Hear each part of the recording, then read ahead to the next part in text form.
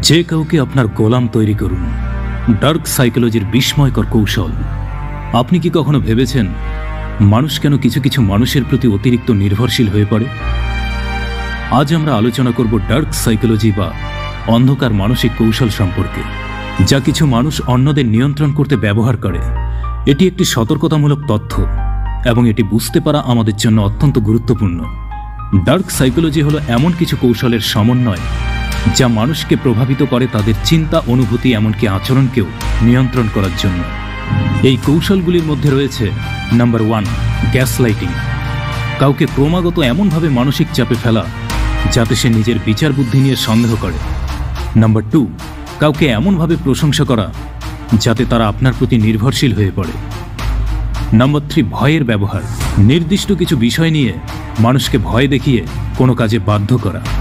Number 4, নীরব আচরণ। অপরপক্ষকে মানসিকভাবে দুর্বল করার জন্য তার সঙ্গে যোগাযোগ বন্ধ করা। তো ডার্ক সাইকোলজির খপ্পরে পড়ার আগে আপনাকে সচেতন হওয়া দরকার।